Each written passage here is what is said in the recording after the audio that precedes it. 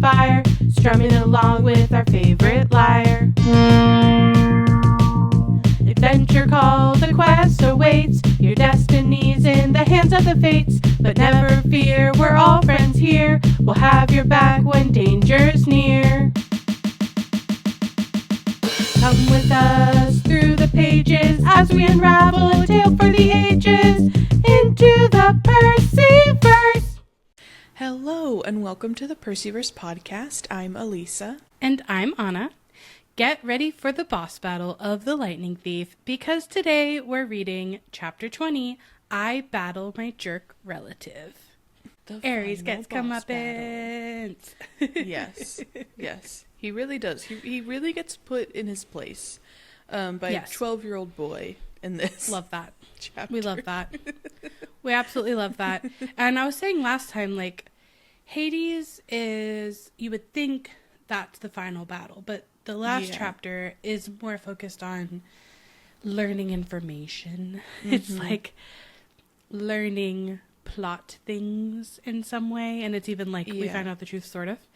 And this is like we are fighting, like we are actually having a fight with a god, and we'll have more, but this is like the fight of the book. I feel like it is, yes, with also like more revelations sprinkled throughout.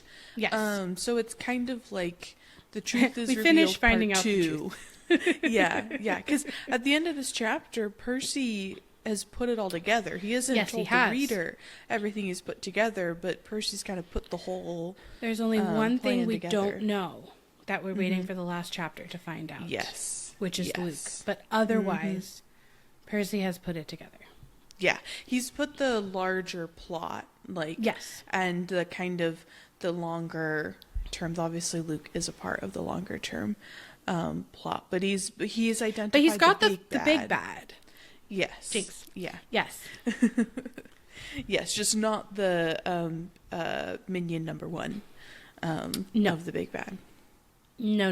Minion number 2, not minion number 1. Banana. I just had to. Okay. And I think it's funny. So we're starting off right where we left off, which sometimes we do, right? And this chapter is really interesting because it's like a one thing chapter. We don't have like a 3-part chapter like we've been having a lot of recently. But we start right where we left off, and we are like in the ocean, right? Percy has just helped Annabeth and Grover be able to float, and they get picked up by the Coast Guard. And I think it's kind of interesting. We spend the last chapter in the underworld. We know that earthquakes are happening above, but we're not like witnessing the destruction or the effects of that. And so it's like now we're above ground and things are in havoc. Like things are not going well. And so it kind of makes sense that they're not so curious. Like everyone's always been like, where are your parents? What are you doing out here? And this Coast Guard people are like, we are saving lots of people and there has been an earthquake. Let's get you to shore and we're going back out, you know? So it kind of helps them in this scenario. Well, it really does. Like my first note for this chapter was that like Hades gives them the cover that they need, because without all of the havoc that the earthquakes wreaked on the city, like then the Coast Guard would have been asking them a million more questions, and all of this would have been a lot more difficult than otherwise. They, you know, in their minds, they're probably just going like, okay, people saved, done, check, on to the next. But also thinking like maybe these kids like freaked out and went into the ocean to like get away from the fire or whatever, and so we're just put them on dry land and like that's it. Yeah, like you're asking a lot fewer questions other than like you could ask, did you see anyone else, or you know, like something that would point you to other people, but you're not as curious about that particular person's story.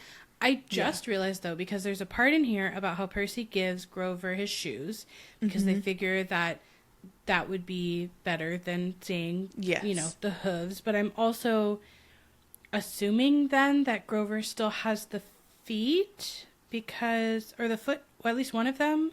So basically, I just sat here thinking that the entire time they're talking to Hades, and I didn't realize this last chapter, Grover is standing there without a shoe, like with one shoe and not the other shoe, right? Or does he take both of them off? No, both came off.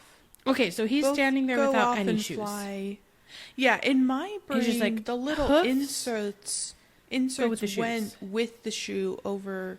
So how's he wearing Percy shoes here? I was just trying to like, when is Grover wearing what shoes? You've got so many logistical questions about shoes that I've never, ever once wondered in the millions of times I have read these books. But you were like, how are the shoes working? The shoes are complicated. I need to know. How tall are people and how do the shoes work? So in some way, Grover has Percy's shoes on, but if the inserts left with the flying shoes, I don't know how they're staying on. And if the inserts stayed with Grover, then he was just like with awkward foot inserts standing in front of Hades. And either way, it's just like funny and weird, and I just need to know.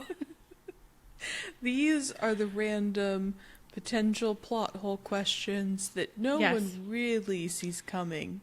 No one cares about. No one really needs to know. But those are the perils of podcasting, and I need to know. I need to know. There's going to be a whole video just on shoes. Like, it just has to happen at some point. Like, that's on the list. You will have to make a video about shoes in Percy Jackson. Yes. Yeah, shoes in Percy Jackson. Eyes in Percy Jackson. Shoes in Percy Jackson. We're getting weirdly specific. I do really like, though, that when they're getting dropped off, this kind of, like, reminds me of the Waterland stuff, because they have towels on their shoulders and water bottles that say, I'm a junior Coast Guard, which that's a great merch item to put on our list for the subscription box. But I just, like, every time they kind of get their little, like, matching items from their water experiences, it's kind of funny. That's true. They do always get merch. I wonder if it's somehow like a little fun magic of Poseidon, where it's like, if you've been on some water, we're going to give you some merch. You're just going to get the Waterland stuff. You're going to get a Junior Coast Guard little thing. Like, kind of fun. Yeah. Did they get stuff at the dam? They don't go in the water, but that'd be funny. Oh, they get burritos. They eat the burritos at the dam, but I can't remember if they buy clothes. I can't remember if they need... I don't know if that's on the list of, like, YouTube words you can't say, but I'm hoping that YouTube will be nice to us when we get to that chapter. It's D-A-M. It's D-A-M. That's the whole joke. Just be, like, spelling it. We'll just have to say Hoover, I think, every time. The Hoover Dam, the Hoover Dam, the Hoover Dam. And then I think it'll clear. Well, everyone listening can know that we're appreciating the joke when we get there. Yeah. And Percy, in addition to giving Grover his shoes, very smartly thinks, let me just will myself to not to not stay dry and to get wet.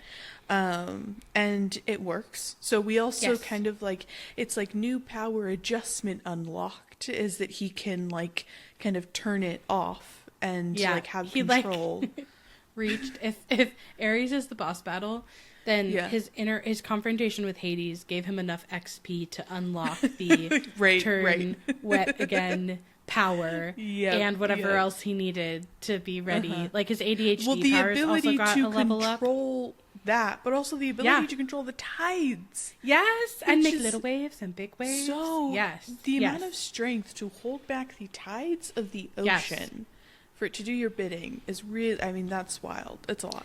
Super impressive. So I do think that whatever happened with Hades kind of like gave him that XP push, and you unlock some powers. He updated his wheel, the skill talent, the skill chart thing. It's making me think of the Spider-Man PlayStation video like, game where like right before the end, right before your big final boss battle, you do all your updates, you have all of the souped up suits and everything, and you're like, okay, I can do it. Yeah, 100%. That is what the underworld gave Percy, which I think, you know what? I think that's fair. I think if you're going to travel all the way to the underworld and make it back alive, which honestly not even that many heroes do in total. I feel like these books make it feel a little more casual based on how many people end up down there throughout the series. But it's like quick trip. But I do think that that's a big feat and is worthy of some increased powers. for sure. I feel like we gotta make, you know how I have my I Survived the Witch's Road and all I got was this t-shirt? Yeah. I feel like we gotta make a I Survived the Underworld. The Underworld. When we get to it, I Survived Tartarus and all I got was this t-shirt. Like, I love that. Yeah. I think it could be a little series. I support that. Of all of the just making most inhospitable places that they survive. Yes. And, you know, all they get is a t-shirt and a wild story. Yeah. Just Alaska. I survived Canada. I survived French Canadian. I survived Frank Zhang's house. That's a really intense one. Oh my gosh. That is. Oh my gosh, that really is. That's an intense scenario. Yeah. Yeah. But oh my gosh, are we so not there yet? We are just barely reaching dry land in this chapter. We are stumbling down the beach, and then we have this really sort of eerie and awesome image of a city burning against a beautiful sunrise, rather. On our final day, you know, of the quest, the summer solstice, and Percy feels as if he has just come back from the dead, which he had, he says.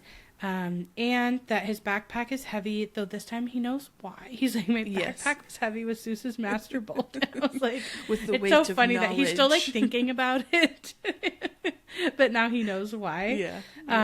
But he says on a more somber, serious note that his heart was even heavier from seeing his mother. I'm gonna cry. I know. Sally, come back. Sally, come back. Yeah, she's coming. She's coming. Yeah, but and the first thing that they kind of, Annabeth is the first one to like break the silence by saying, I don't believe it, we went all that way. And Percy says it was a trick, a strategy worthy of Athena, which I feel like is that kind of, it feels like the first reference, like by this point Percy hasn't, it won't be till the end of the chapter when he goes, oh, it's Kronos. But I feel like naming that gives such an indicator to like who they are up against, like, and who is the person doing all of the machinations, like behind the scenes to make all of this stuff happen. Machinations. Yeah, because he's not saying like Ares here. He's not. Like, he's gonna talk about the specific, you know, trick that Ares has played, but here I think the strategy he's talking about is Kronos. It's like larger overall strategy. And Annabeth gets slightly offended, but then is kind of like, I get it, I respect it. Like it was a good play. I understand. Like you gotta respect when someone pulls out a really good strategy. And Grover is kind of complaining that he doesn't understand. He wants somebody to explain. And, Grover. I know it's such a complicated franchise to like always reference, but this moment just felt so like Harry, Ron, and Hermione to me. Like this moment of just Ron just like what? What's happening? But also kind of the moment in the first book, and I'm actually mostly thinking of the moment from the movie where Harry and Ron have the moment in the giant wizard's chest, and he's like, no, you can't. And Ron's like, and Hermione's the one who's behind being like, wait, what's happening? It's got to be me. Yeah. Aww. Yeah. But Annabeth also like takes a moment to like recognize the kind of like second loss of his mom, like the sacrifice that Percy had to make. And he just like can't even acknowledge that Annabeth has said anything about it. Saying that if I talked about my mother, I was going to start crying like a little kid, which I was just like, I think that means you need to. You gotta let yourself cry, Percy. I know. Also, like, I know he's not technically a little kid, but I'm like, you're still a kid. Like, that he's very much a kid. So valid at any age, but especially like you're 12. You can cry about losing your mom for a second time. Just barely graduated out of little kid, because I feel like when you're in any age range of elementary school, you can still kind of be qualified as a little kid, and once you hit that 6th grade middle school, like, you know, for here in the US, that's when like you're still a child, you're still a kid, but you can like graduate from the that little tween space. Yeah. But still very much a child. Yeah. And this is when Percy kind of outlines like a bit of the prophecy, and having this moment of like, it was correct, because he references it saying, "You shall go west and face the god who has turned." But it wasn't Hades. Hades didn't want war among the big three. Someone else pulled off the theft. Someone stole Zeus's master bolt and Hades' helm and framed me because I'm Poseidon's kid. Poseidon will get blamed by both sides. By sundown today, there will be a 3-way war, and I'll have caused it. And Grover's still kind of like, but who would be that sneaky? Who would want war that bad? Who is a god of war who wants war who and likes desires war? Who we met on this trip already. That's a head scratcher. A god of war. Yeah, I know, but you know, Grover. Yeah. Okay, Grover. I think it shows his sort of sweet good-naturedness. Yes. That he's just like, why would anyone want war? Yeah. I'm a peaceful satyr, you know? Like, yes. Oh, yeah, I think it's absolutely. More in that. Yeah, he's a good egg. He's a good soul. He's a good egg. He's very kind of that, like, hippie peace and love, like... Absolutely. Why would anyone, want to fight anybody else? I don't understand. Sweet Grover. Yes. But Ares is waiting for them on the beach. Percy stops in his tracks and says, "Gee, let me think." Like, just looking straight on to Ares, who is there waiting in his black leather duster and his sunglasses, an aluminum baseball bat propped on his shoulder. Aluminium. He's aluminium. And his motorcycle is rumbling beside him, its headlight turning the sand red. So it means he's got a red I feel like you can hear headlight. like metal music turn on in the background. Oh yeah, absolutely.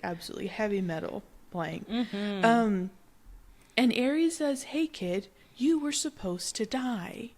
Yeah. So just straight out the gate is revealing like, okay, that was the plan all along.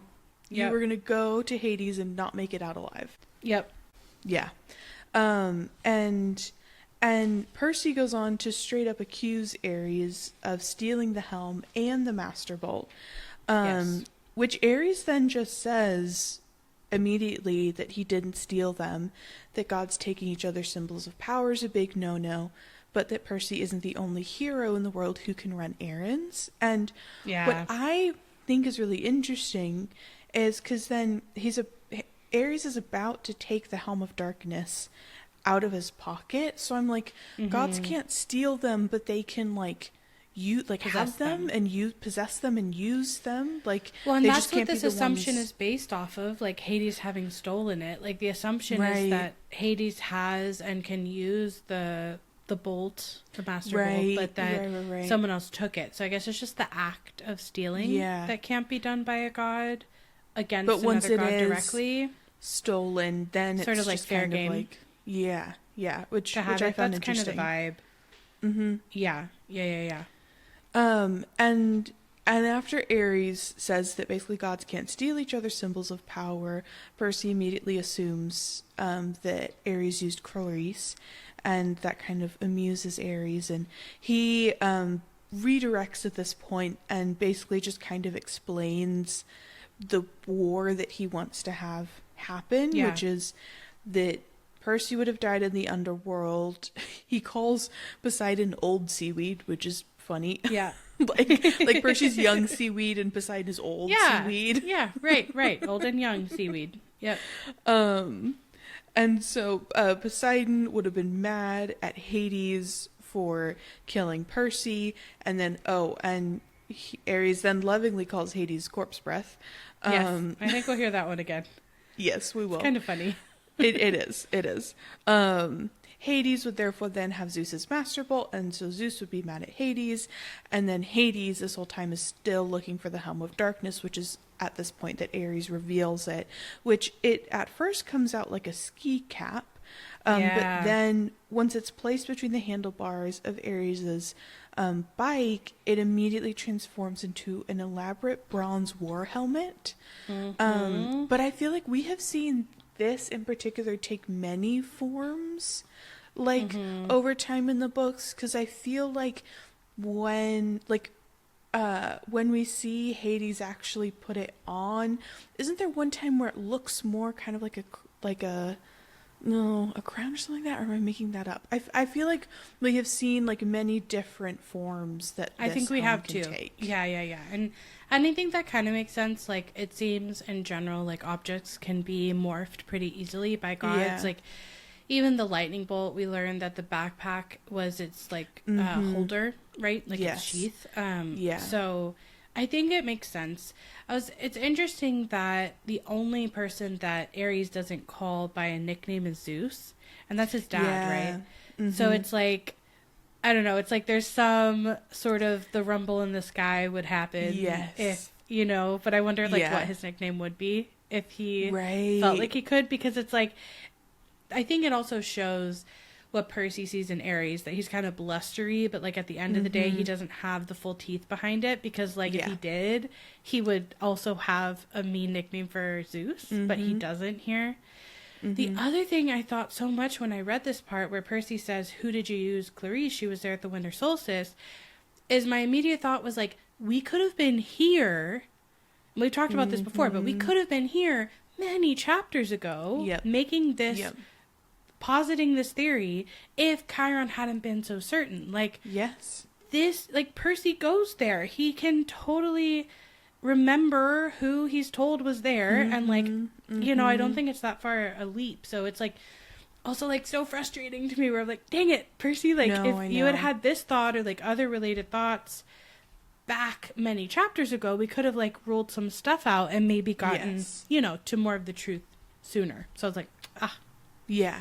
No, absolutely. Bummer. Yes, because I think they probably, like, I feel like Annabeth probably would have had them sit down and be like, she was there, so she would have written out, this is everyone who I remember who was there at the winter solstice, like, let's pause it, like, who it could be based off of this list, and they would have never considered Luke at that point, but it would have, like, considering Clarice would have gotten them closer to Ares far sooner, and therefore closer to the truth, even if they were still missing the Chronos element, they would have identified Ares' involvement far sooner. It would have given them more people to sort through. It would have made them take Percy's dreams more seriously in a different way. Yeah. Like, it would have made them consider other gods. So, anyway, I know that I don't want to belabor the point, but just that, like, this part where Percy goes there is like, yeah, man, he really could have, Yes. Yeah, absolutely.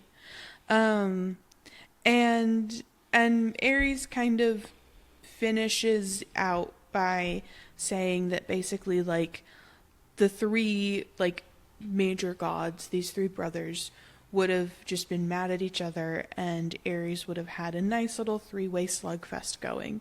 And Annabeth protests that, like, they're Ares' family. And Ares shrugs and says, best kind of war, always the bloodiest. Nothing like watching your relatives fight, I always say. To which I'm just like, okay, so I think we know which holidays Ares enjoys the best. That's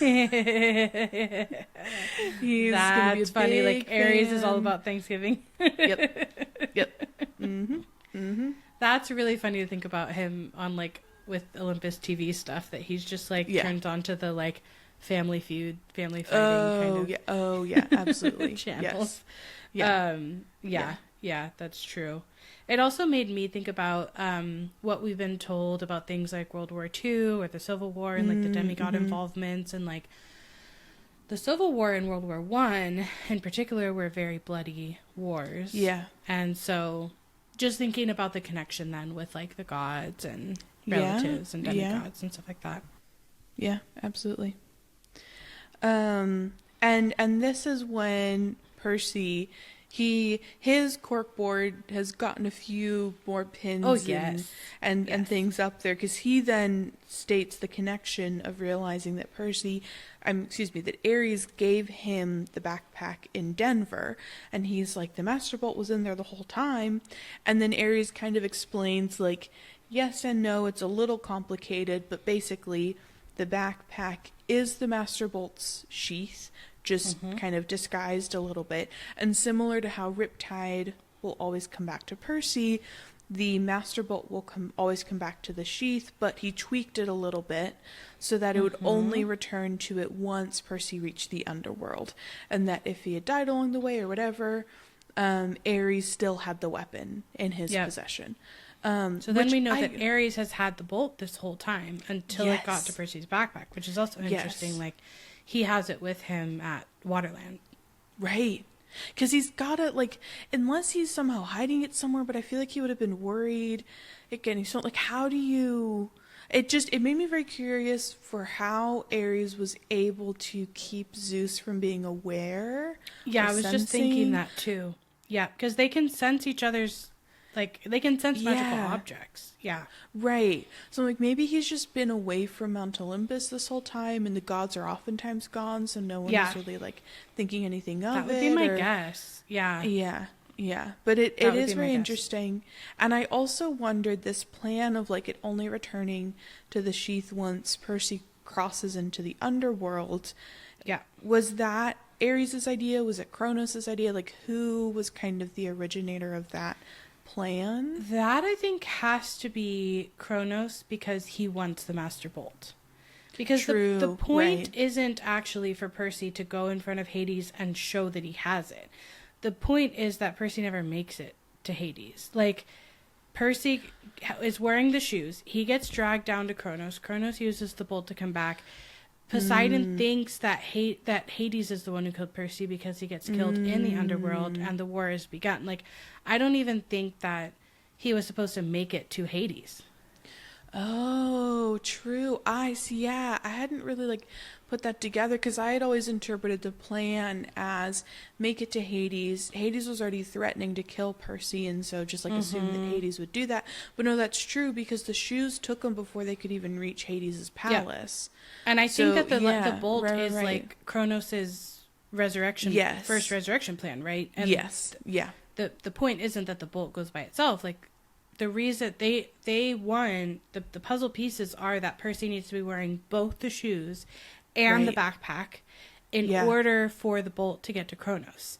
Right. And overall, that's a decent plan. Like, if Percy hadn't given the shoes to Grover, that's how it would have gone down. It's just that he only had half of the magical items that he was supposed to have when he goes into the underworld, and that's kind of what saves them. But because he would die in the underworld, Poseidon wouldn't believe that Hades wasn't the one who killed him. Right. Yes. Yeah.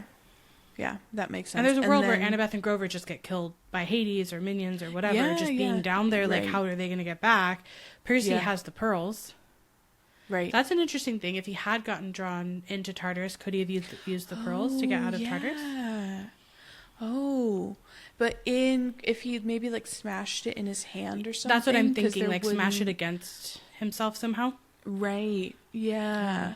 That's a thought. No, that's true. That's a good question.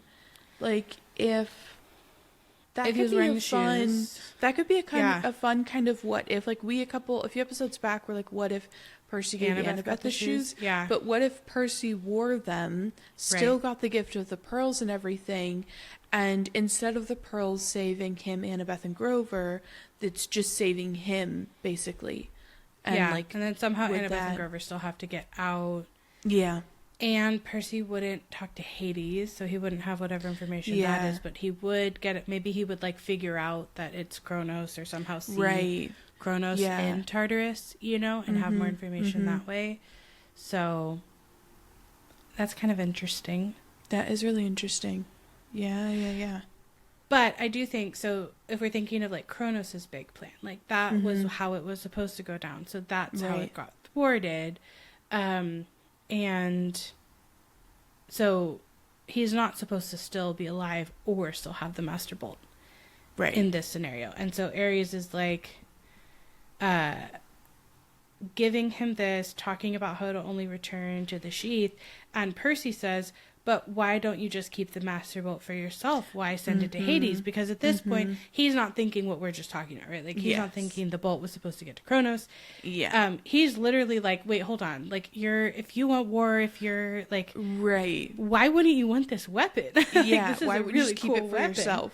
Yeah. And I think this part is so interesting. Yes. Like, I love this moment where Ares gets a twitch in his jaw. And for a moment, it's almost as if he were listening to another voice deep inside his head, which I feel like Percy noticing this, like, there's a few moments in this chapter where I think we get, like, Percy's intuition really strong, and this is one of those moments where I feel like he's, like, attuned, maybe partly because he's heard this voice, but just in general, like, I think his intuition is really online for this. And Ares says, why didn't I? Yeah, with that kind of firepower. Like, he's thinking, like, I should have taken the bolt. And he holds the trance for 1 second, 2 seconds. Percy even has time to exchange nervous looks with Annabeth. Then his face clears and he says, I didn't want the trouble. Better to have you caught red-handed holding the thing. And Percy is just not having it. And this is like one of, I mean, he's often direct with Ares in particular. Yes. But he just says, you're lying. You're lying. Just straight up. so direct, so clear, very assertive communication. The question that I have is for that moment when Ares is very clearly listening to another voice and Percy's picking up on that. What do you think, like, because this is Kronos, and it feels like it has to be, like, Kronos becoming aware of, like, like, Ares needs the kind of, like, reminder, I need to, like, come in, do my little manipulation. Like, re-hypnotize him real quick. Yes, like, put him back under the trance, because this is getting him a little bit too much out of it. So, like, what do you think Kronos, like, said, or is it just this moment where he's kind of using some, like, magic or something to, like, persuade Ares and kind of put him back under this trance? Based on who Kronos is that Kronos convinced Ares in the first place, partly through his, like, power and gravitas, but partly by saying, like, I am more powerful than all the gods, and, like, stick with me and together we'll rule the universe, kind of thing, right? And I think that, like, he is saying, forego this weapon, and when I win, you will have a place in power far greater than Zeus, your father, does now. Right. And you will have weapons beyond your wildest imagination. Even better than this lightning bolt. So I think that, like, he's being given, like, this offer, and so Kronos is, like, reminding him of their deal. That would be my guess. Yeah.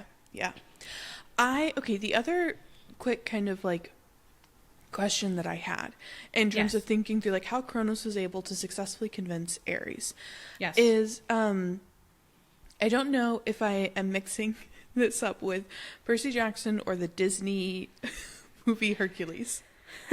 Okay. For in the books, how, like, do we get in any of these books description that Chiron at one point says something about the world under Kronos and, like, the chaos of it, right? Yeah. Okay, yes. Under, like, the Titans. Yes. So, because I was trying to think through, like, a god of war, like, is chaos really the same thing as war? Like, would Ares be truly fueled? Because it's not, right? And so, like, would he actually, like, if he kind of gets his power from war still happening, and therefore he's still kind of worshipped in this way because humans are at war with each other, like, when Kronos takes over, he kind of wants to just, like, wipe the slate. Like, he wants to kind of get rid of... what Kronos wants, because I don't remember if he wants to, like, enslave humans or get rid of humans. I think we need to look for that.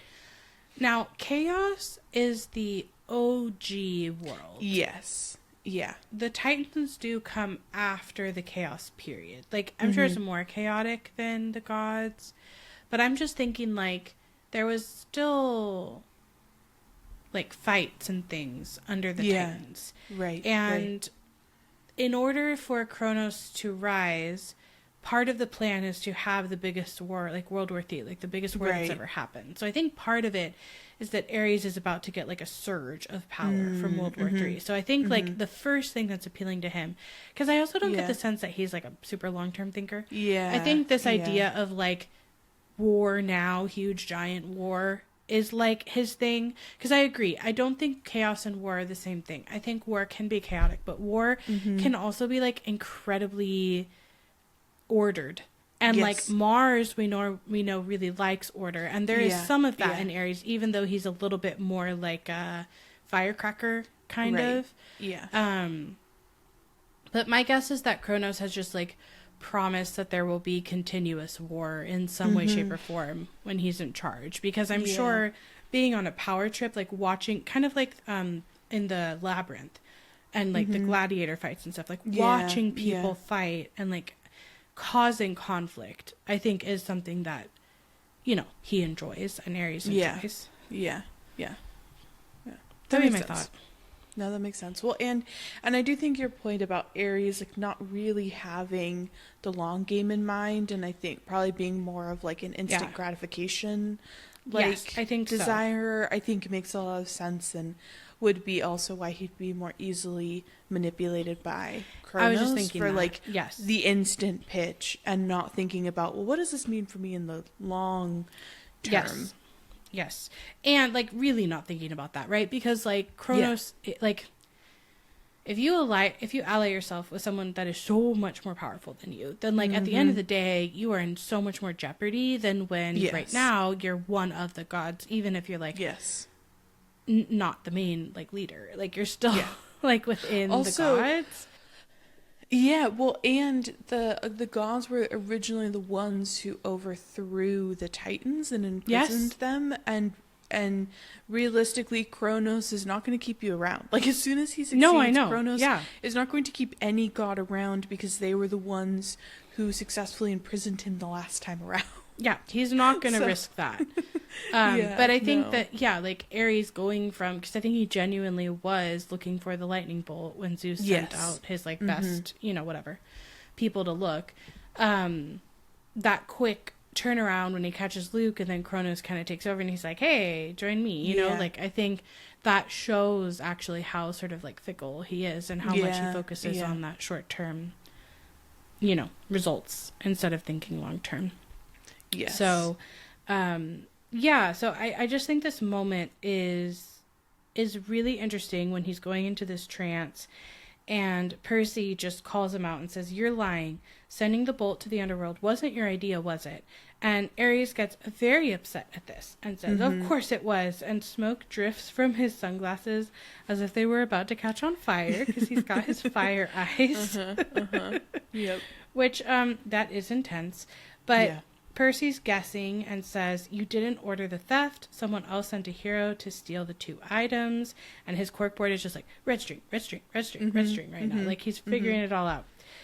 Then when Zeus sent you to hunt him down, you caught the thief, but you didn't turn him over to Zeus.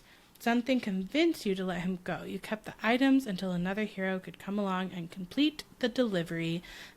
That thing in the pit is ordering you around. And from the first sentence of you're lying to the last sentence of you're being ordered around, this is fighting words. This is provocation. Very much so. Yes. This is possibly unwise. Before we move on from that, I do just have to say, I love like confident Percy in this moment. Yeah. I do have to point out his sexism of the fact that the hero is a he, and the whole time you ordered him to, and you didn't get him to turn. And I'm like, Percy, women can steal too. Women so he just can guessed commit crimes that too. He just guessed that Clarice was it. So the way I read it is the old-fashioned way of using he as they. That's how I read that. Yes, but I'm just like, Percy. I know. Yes. Come on. You know. Come on, like, Percy. You're standing next to Annabeth, you know. Yes. And again, like you just accused Clarice, so like, you know, I don't know.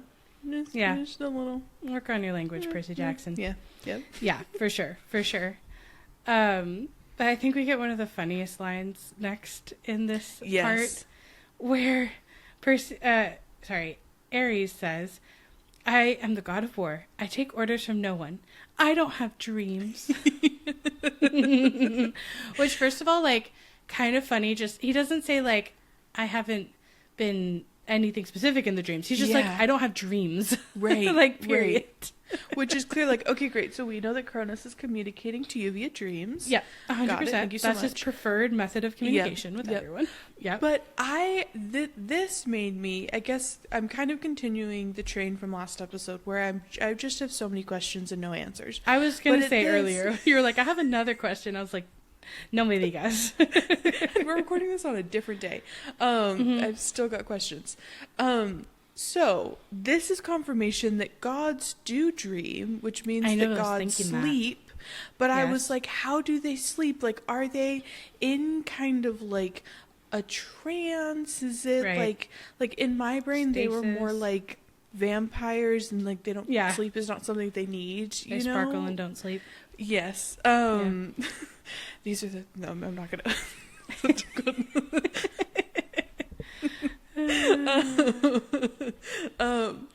but, like, yeah, I had so many questions. Because, like, they're, like, immortal beings, you know? Like, I'm like, I don't think immortal beings need their rest, too, Alisa. I guess. Apparently. Yep. I guess. I mean, maybe they can just choose to sleep. Like, I think that... Yeah. Maybe Hypnos has to go around and be like, sleep, sleep. Well, I was thinking there are a lot of Greek myths about things happening to people while they're sleeping or being put to sleep or things like that. So now it could also be that what he's referring to is more daydreams. Like maybe gods can get visions or dreams, but it's not the same way that we have dreams while we're sleeping. Like that's they don't possible. have a REM cycle. Right. But that they could like close their eyes and see something in their mind and someone could sort of like force that or like put that into their heads. So I think that's an option. But also like, even though I, like many people, struggle with sleep sometimes, I think that like it is, or it can be pleasant to sleep. And so it's possible that they can like choose it as an activity. Like it's possible that they don't need to, but that like they might do it for fun. Yeah. Well, you gotta pass the time. I guess in when the you perspective live for millennia, you've lived for over a millennia. You gotta fill the time with something. Yeah, exactly. And like maybe gods can have like really cool dreams. Like maybe they can have trippy dreams or like I don't know, visit other cool places or like dream about the past. Like they've lived for so long. Yeah. So I don't know. I wonder if like they just have a more interesting, complex dream life or sleep life than we do, you know? Yeah. I feel like I'm fascinated by that and I would love to explore that and maybe one day we'll kind of make a video about like God's dreams and what they are. That would be fun.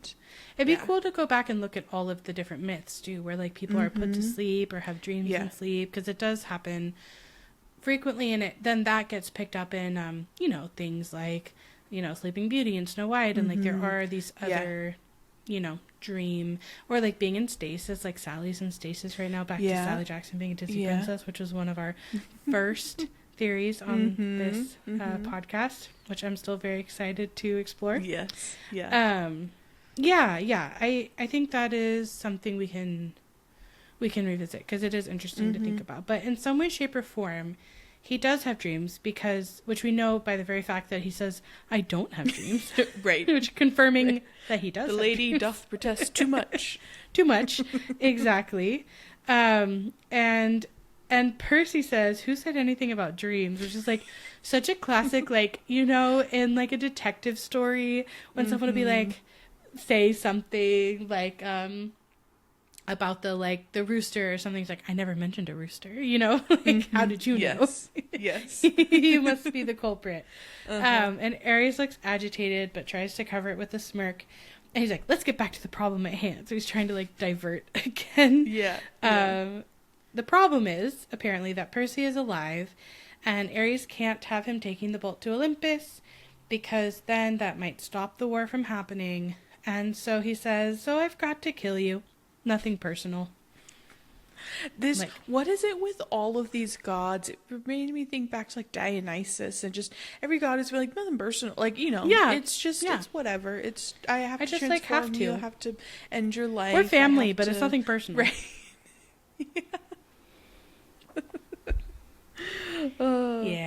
It's it's very silly. But at the moment of saying nothing personal, Ares snaps his fingers and the sand explodes at his feet and out charges a wild boar. Yes. And the beast is pawing at the ground and glaring at Percy and just waiting for Ares to basically say, go. And Percy's still kind of on one. Like, he's still feeling bold and brave. Totally. And he steps into the surf and says, fight me yourself, Ares. And it's interesting because Ares laughs, but Percy notes a little edge to his laughter in uneasiness. And Ares kind of does like some smack talk saying that Percy's only talent is running and saying that he ran from the Chimera and he ran from the underworld and Percy doesn't have what it takes. Which means Ares has been watching the TV to know about the Chimera. Oh, absolutely. Everyone's tuned into the TV. Everyone's tuned in to the Percy show. Yeah. Yes. And Percy just kind of goes, scared, which feels like that's I feel like the comeback where I'm like, you are 12 years old. Yep. You are 12 years old. He's like, this is my smack talk level. Let's go, fight me. Yes. Yep. And Ares basically is kind of like in your dreams. And he specifically says no direct involvement, which is that kind of reminder of like gods are not allowed to intervene directly themselves. And Ares just basically says that Percy is not at his level, and Annabelle tells Percy to run as the giant boar charges at him, but Percy is done from running from monsters or Hades or Ares or anybody, and he takes this boar out in record time. Like, it's just a couple of sentences. The boar rushes to Percy. He uncaps his pen. He sidesteps the boar. He slashes upwards, severs the boar's right tusk, which falls at his feet, and the disoriented animal is charging into the sea. Percy shouts, wave. A wave surges up, engulfs the boar, wrapping around it like a blanket. Little pigs in a blanket joke, I feel like. Yeah, I think so too. It squeals once in terror, and then it's just gone, swallowed by the sea. It's kind of like a mini version of the Minotaur fight. It's like kind of showing us, like, Percy's done this one before. You know, that sidestepping with a charging animal, getting some kind of tusk or horn or thing off of something, and then seeing, like we were saying, his new skill tree skill of wave, because it's even like. He just has the word wave as if it's like wave power. I know. But this goes back to like Katara and Percy, and we were talking about waterbending. It's like it's also like as if Percy in the underworld like did a quick training sesh with Katara and then came back up to fight Ares. Yep. And at very swiftly defeating this boar, Percy turns back to Ares and goes, are you going to fight me now, or are you going to hide behind another pet pig? Again, he's like, okay, we could work on our godly We're smack smacking talk. the talk. We're smacking the talk. Let's go.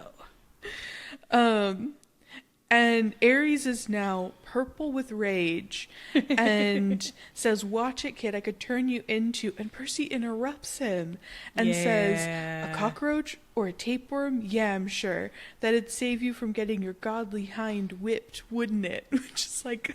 Yeah. He's I feel leveling like, up.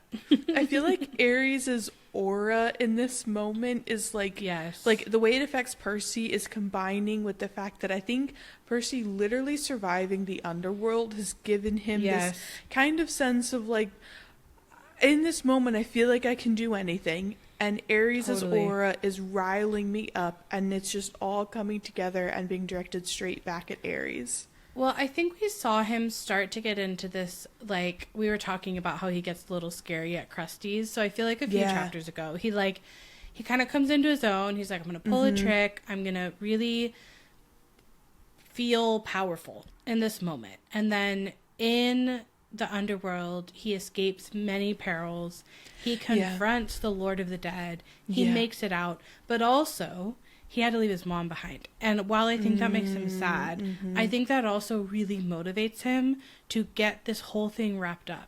Because he knows that she's still alive. he doesn't know what's going to happen. But I think he's like also angry about that. Like, yeah, this all was caused ultimately by whoever stole it, and then Ares, and you know, like Kronos. And so I think like he's fueling this sort of like powerfulness that he has found within himself, and some of his wins so far, but also his anger about his mom. And that's all like funneling toward Ares and being amplified by Ares' aura. Yeah. Yeah, that is such a great point. It's like Percy is so, I feel like he's so over it, and that has made him so determined to get all this done immediately. And that is such a good point. It's the final day of, you know, like this, we're the morning of the summer solstice, and he's got a lightning bolt that needs to get across the country. Like, and you're in my way, let's go. And he just made this deal, you know, though Hades didn't like handshake agree to it, that upon returning his Helm of Darkness, Hades would free his mom, and he's now seen Ares with the Helm of Darkness, found out that Ares set him up with the lightning bolt. Like, this is, Ares is kind of like the big thing standing in his way that he just has to get rid of, and then he can like fix everything else to be able to just, like, get his mom back. Yeah. Which, as we've said, that is his primary motivation on this quest, like from the beginning. Like, all the characters have their own primary motivations that are not related to the prophecy and not related to the quest or even the gods. And Percy's is to get his mom back. And this is like the final obstacle in the way he thinks, right, of doing that. So he's not messing around. He's ready to go. No, he is really not. And flames are now dancing along the top of Ares' glasses. Yeah. As he says, cool. Oh, very cool. As he says, oh man, you are really asking to be smashed into a grease spot. And this, I do think, to all the points you were just making, Percy is so ready to wrap this up that he says, if I lose, turn me into anything you want. Take the bolt. If I win, the helm and the bolt are mine, and you have to go away. And this really made me think back to at the beginning when Dionysus is basically telling Percy, like, you can go on the quest, or I can turn you into a dolphin. Like, it felt like Percy was, like, remembering that of, like, gods like to bargain like this. Yes, and it's like, I will now be the one saying, I'll let you turn me into something if I lose, but if I win, I get what I want. He also maybe picked up some gambling spirit at the Lotus Vegas. Yes. He's like, if I win this, if you win that. Yes. Yeah. And Ares basically agrees, and he just, before beginning, asks, how would you like to get smashed, classic or modern? Which just feels like there was something so funny and silly to me about a god. It felt so like childish, you know, and like, how do you want to get smashed? Do you want to use the BB gun or the foam swords? Yeah. Yes. But it also does he then like toss Percy a modern weapon or turn Riptide into a modern, if Percy picks modern? Like, but then it also felt like a video game. Like, you could like select like totally classic or modern for your battle. I think this whole part feels very video game. Yes, very, very. Yeah. And Percy doesn't even say anything in reply. He's like, I've said enough. I'm just going to show my sword. He just holds. Yeah, he holds. I think that's kind of like really epic to be like, oh, totally, my sword, like silently. Yeah. Oh, yeah. And Ares replies with, that's cool, dead boy. Classic it is. And his baseball bat changes into a huge two-handed sword. The hilt was a large silver skull with a ruby in its mouth. Yeah. And this is when, so for a while now, Annabeth and Grover have been quite silent, like, throughout this exchange. But Annabeth speaks up and says, Percy, don't do this, he's a god. And he tells her he's a coward, which I'm like, Ares is still there. Ares is not left. He can hear you. He can hear everything Percy you're is so over it. I'm saying, he's like, so done. So over it. So over it. Yeah. And then, this run just also, I'm like, I'm going to cry again. I know. Because Annabeth says, wear this at least for luck. And she takes off her necklace with her 5 years worth of camp beads and the ring from her father and ties it around Percy's neck and says, reconciliation, Athena and Poseidon together. So sweet. Remember cry. I know. And Percy's just like, thanks. And and then Grover's like, and this. And he hands Percy a flattened tin can that he'd probably been saving in his pocket for 1,000 miles and says, the satyrs stand behind you. And this felt like the Lord of the Rings moment of like, you have my blade and you have my axe. Right. And you have my potato. Like, that's kind of what it feels like. And you have my moral support. I'm right there with you, bud. I'm here. See, flattened tin can. Like, it's so sweet. It's so sweet. No, it is. And you can tell that Percy takes it as sweet because he's like, Grover, I don't know what to say. And like, it's just this incredibly beautiful, sweet moment where I feel like you really like, I feel like in this last fourth of the book, we've really been talking about like how the group dynamics have really like, they have cohesed. There's been cohesion. They have like really come together, solidified themselves as friends with these deep, caring relationships. And I think this is such a beautiful, heartwarming and like kind of sad moment because they're both, I feel like, saying we stand behind you, and also kind of a little bit it feels like not goodbyes, but there is this like melancholic a little tone bit to well this. And even Ares says like, you all done saying goodbye? So I think it's like you know, when someone's off to battle and you give them your handkerchief, like it's a little bit like, I believe in you and I'm hoping for the best and I want you to know I'm here with you. And it is, I think, more meaningful than just a token. Like, I do think that there, given the way that magic works in this universe, that there is a world where, like, or a scenario where the two items do in some way help Percy, you know, beyond just being moral support. Like, I think that the symbolism actually does matter, because symbolism actually has practical impacts, you know, throughout these books.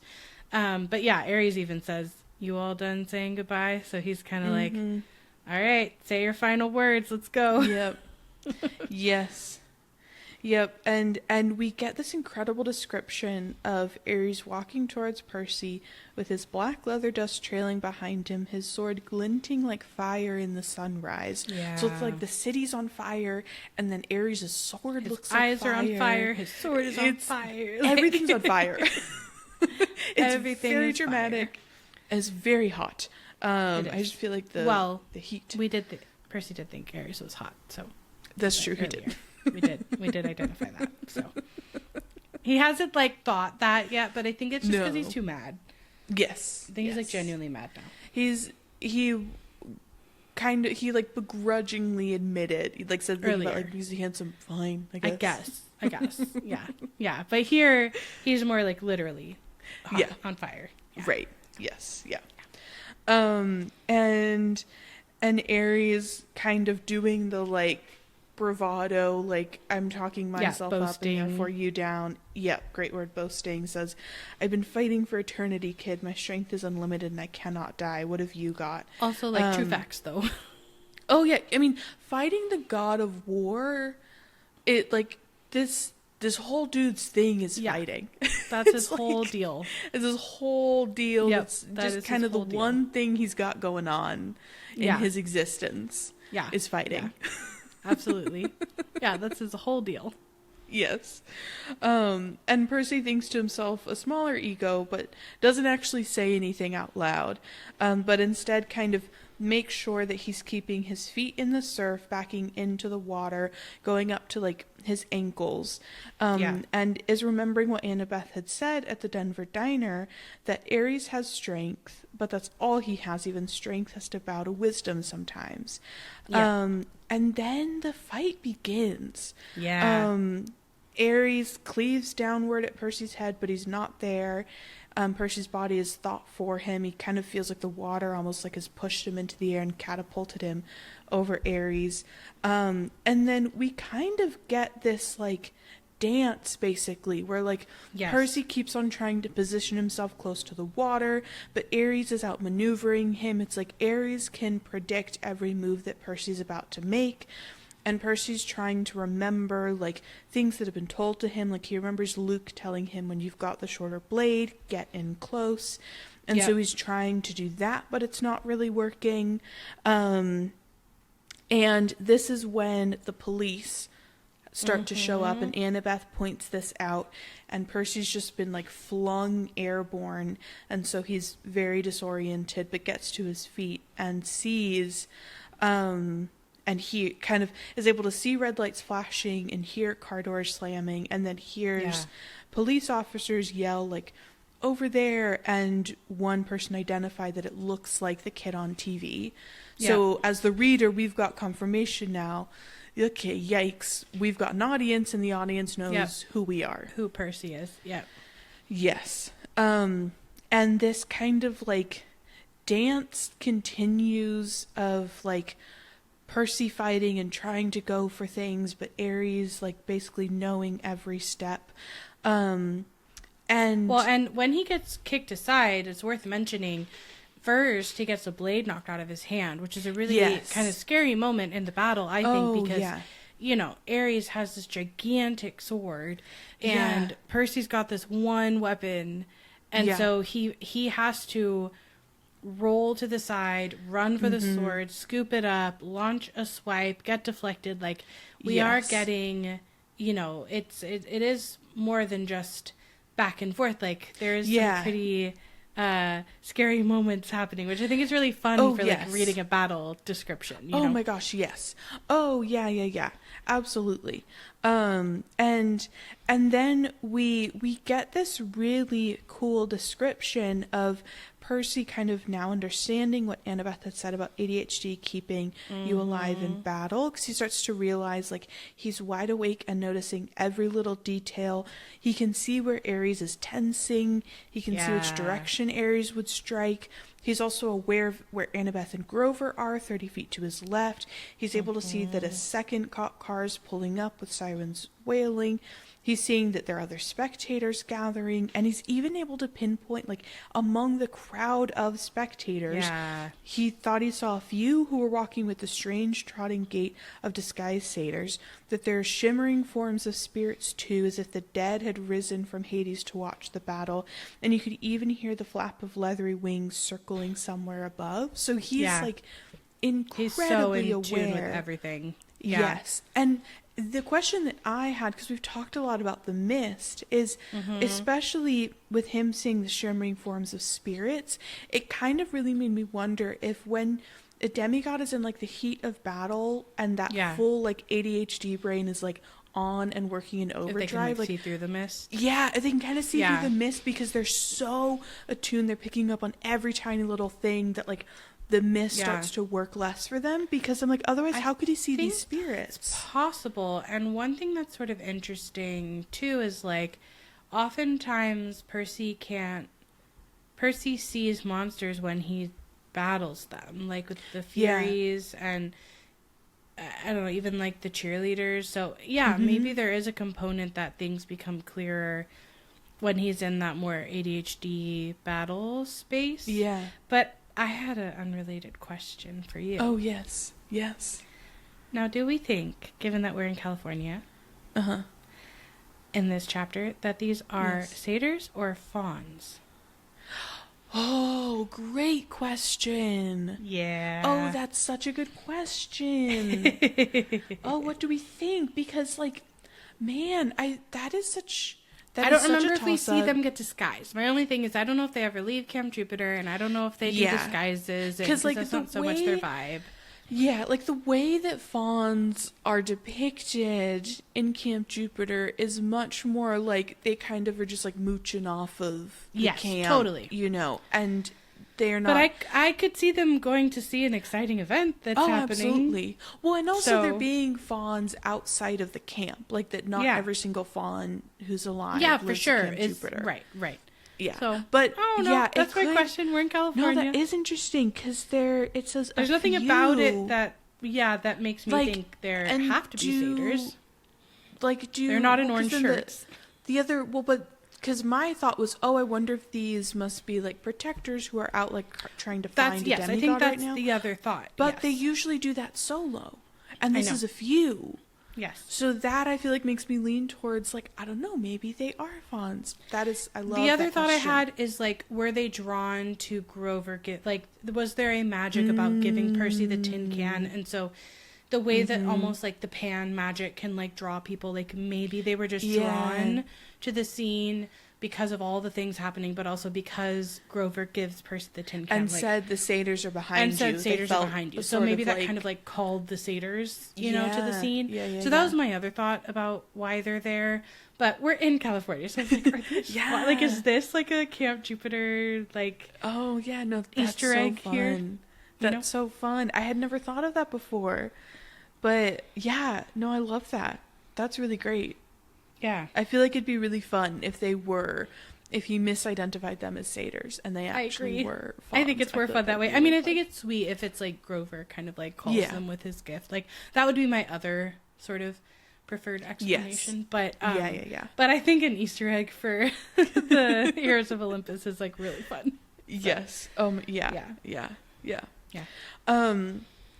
And after we get kind of the true Percy POV of everything that his brain is sensing and paying attention to, we then get the perspective, we're not full perspective, but we hear what the police and the crowd think that they are seeing, because on the megaphone a voice says, "Drop the gun, set them on the ground now." And Percy has a moment of realizing they think people we're holding guns. Yes, and he looks at Ares' weapon and it flickers for a moment between the sword that he's actually fighting with and a shotgun, and Percy can't tell what the humans were seeing in his hands, but goes, "I'm pretty sure it wouldn't make them like me." Yeah, he's thinking back to all the photos, but I think it's noteworthy that before we get the other POV. The tip of Ares' blade does rip Percy's sleeve and graze his forearm. So we do have a moment of Percy is the first to be wounded in the battle. Yes. Yeah. Thank you. He is in water. But he is, Ares draws first blood. In this fight, which makes sense. Especially for how this fight ends. Yes. It's realistic that Ares is the one who gets a successful hit in first. Absolutely. But the yelling on the megaphone is what makes, I think, Ares annoyed and aware of the spectators. You're interrupting my fun. Yes. And so he bellows, "This is a private matter, be gone." He sweeps his hand and a wall of red flame rolled across the patrol cars. So Ares and fire are very very connected. First with his eyes, how his sword looked Ares and fire are incredibly connected. Which is interesting because fire can represent so many things. There's Hestia with the hearth, there's Prometheus with giving the gift for humans to kind of become more enlightened, but then fire's also dangerous and deadly and can be a weapon and also can be the after effect of weapons being used. So I was just thinking about it being associated with Hestia and how that feels so different. That's hearth and but then I was okay, that's hearth and home, which makes you think of family, and he said that family battles are the most fun, and so I was maybe there's a fine line between cozy family and feuding family, that kind of makes the fire shift, Yes. So I thought that was interesting. And be able to be kind of the symbol for both, because she is around, Hestia is around a hearth that is lit, it's not an unlit hearth without a fire. The hearth has a fire you're cooking going on it. in it. Yeah. Yes. Yeah. And And then Ares laughs and says, "Now, little hero, let's add you to the barbecue." Just like, all right, okay, yeah. He took a turn with the yes, the smack talk. And by this point, we're kind of like directed back to like the positioning of where Percy and Ares are. Yes. So they're in the ocean. The waves are so high that they're hitting Percy in the back now. Ares is wading in after him, and the waves are only coming up to Ares's thighs. But this is where, feeling the rhythm of the sea, Percy gets an idea. And it's a brilliant idea. And I love how his commands are so simple. Like, he's like so like direct and straight to the point. Like, he's still figuring out his powers. So he thinks to himself, little waves. And the water behind him seems to recede, and he can kind of tell that he's holding back the tide by force of will, but the tension is building like carbonation behind a cork. Which this is where just I'm just so like shocked by how much power and strength it takes, like, to hold back the tide. Yeah, that's wild. Even if it's just in that section or something, like, that's wild. Water, as we know, is heavy. Water is heavy. It's wet and it's heavy. It takes a lot of strength.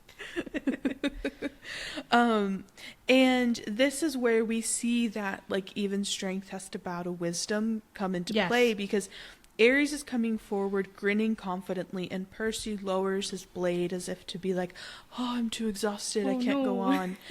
And he tells the sea, "Wait for it," in his head. And the pressure is now built to such a point where it's almost lifting Percy off of his feet.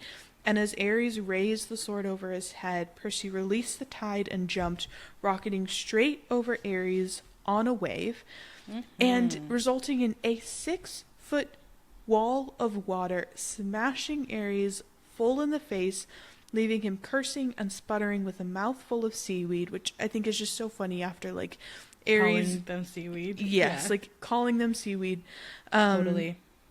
And Percy lands behind him with a splash and feinted toward Ares' head as he'd done before. And Ares turned in time to raise his sword, but this time Ares was still disoriented and didn't anticipate the trick. And Percy changed direction, lunged to the side, and stabbed Riptide straight down into the water, sending the point through the god's heel. Yeah. Which is very like Achilles. Yes, very. I'm like, there's something about Greek mythology and heels. Heels, like, totally. Yes. They're very important. When you said that, I thought like stilettos, though, honestly, the way you just said that. I was like, something about Greek mythology and heels. They love a stiletto. They just do. But yes, stabbing so in a heel. Yes. Is a big thing in Greek mythology, for sure. And the description of what follows is really wild. And it says, the roar that followed made Hades' earthquake look like a minor event. The very sea was blasted back from Ares, leaving a wet circle of sand 50 feet wide. Wow. Ichor, the golden blood of the gods, flowed from a gash in the war god's boot. It just like every time I read it never fails to blow my mind that Percy is able to achieve this. Totally. And like thinking back to like the fight with Echidna, and like it has that moment that makes him go like, I don't know what I'm doing. I like can't really survive these situations. Like for him to go from that very low point of like he almost dies and he gets humbled incredibly quickly. Not that he like thought so like highly of himself as a fighter, but like he'd been doing solidly well, you know, up until that point. He gets a new perspective on fighting abilities and strength. Yes. Yeah. And to go from that to then being able to plunge his sword through a god's heel, god of war, the god of war of all gods. It's wild. Well, what really struck me in the way that this goes down, what I think is like one of the most important moments in this fight, is when Percy bluffs and pretends that he's too exhausted to go on. Mm-hmm. And it reminded me of the Krusty chapter where we were talking about fighting strategies and how it is difficult for a character like Annabeth, who is super intelligent and prideful about being intelligent, to play dumb. But it is a strategy Percy develops, I think, partly from his lessons learned about Echidna. When he recognizes that an enemy is more powerful than him, then he's like, I need to create some kind of trick or trap or puff up an ego or like something, right? And he often bluffs around either his intelligence or his strength or something. And I feel like this is like he got to kind of test drive that with Krusty. And this moment where he pretends that he's exhausted, I think that is like a really key piece of how this was accomplished, but also further solidifying Percy's approach to fighting. Yes. Yeah, that is such a great point. And I think also shows how Percy's really good at using his opponent's like ego against them, because Percy is standing in the sea. Like, by pure logic alone, he should not feel exhausted standing in the sea. Like, that fuels him. That is going to make him feel like he has more energy than he actually does and, like, give him strength that he otherwise wouldn't have. But Ares is too caught up in everything to be able to take that moment and go, I'm fighting the son of the sea god in the, like, he's not, We're like, both in his exhaustion is a trick. You know, like Ares. But he totally believes he's stronger than, I mean, he is stronger than Percy, but I think he like doesn't believe really that Percy can, even with the help of the water, you know, can do anything to him.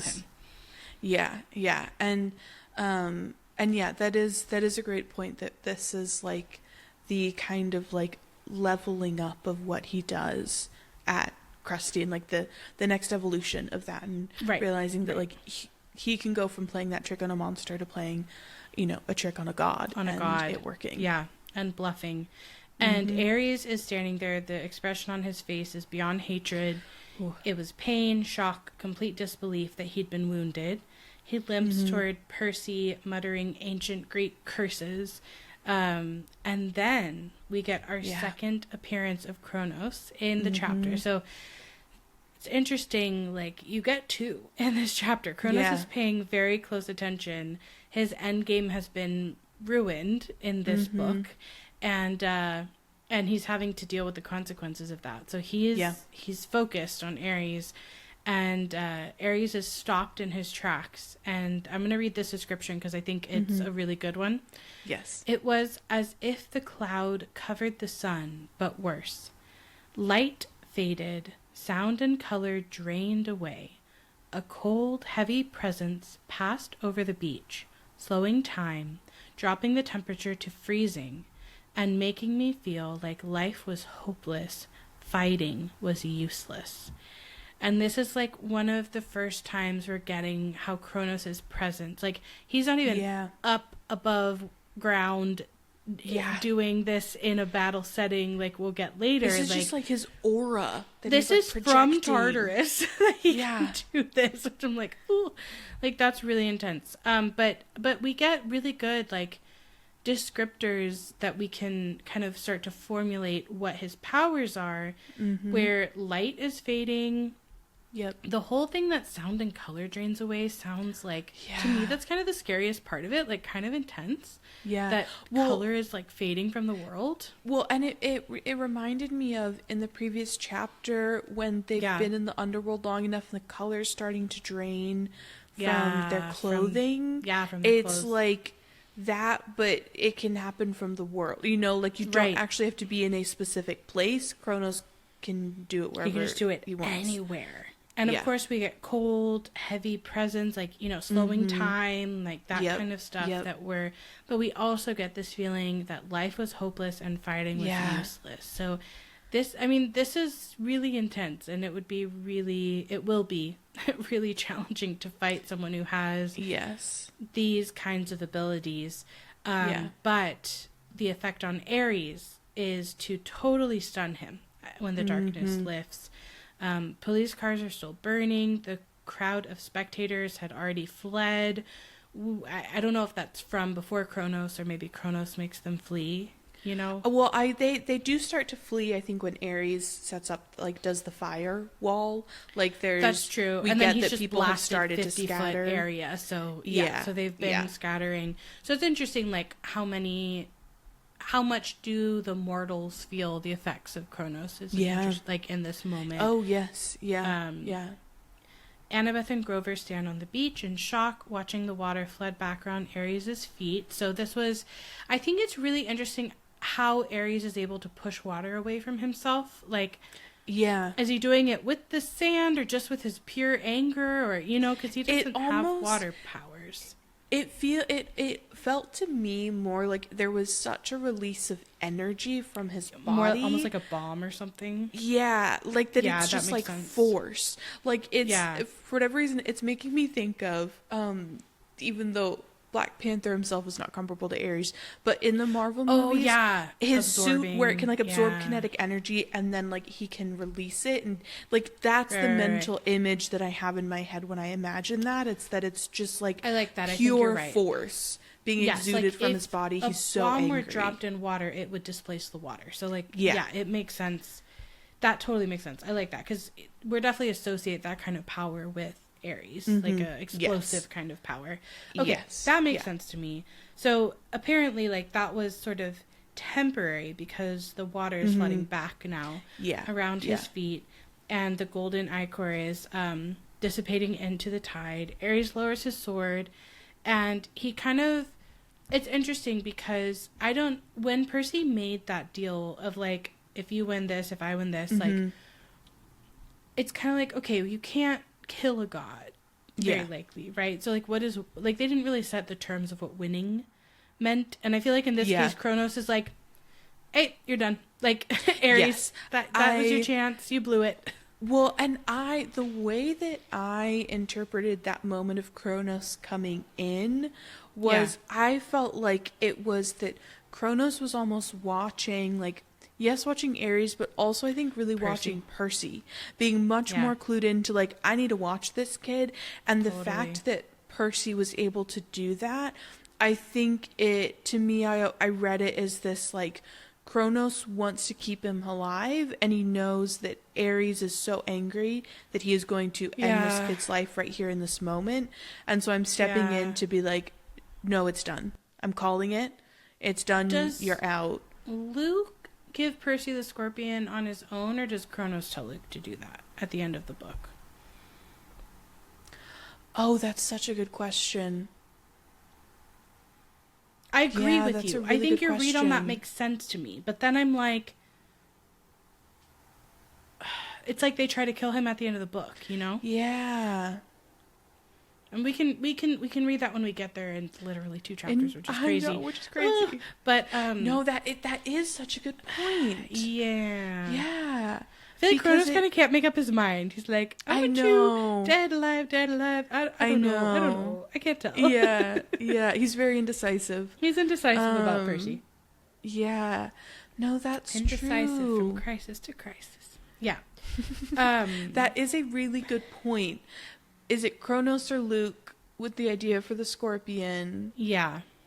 Because if it's Luke, then he, acting of his own accord, having been successfully manipulated by Kronos, like, that is very interesting, and that would make Kronos, I think, very angry. I think so too.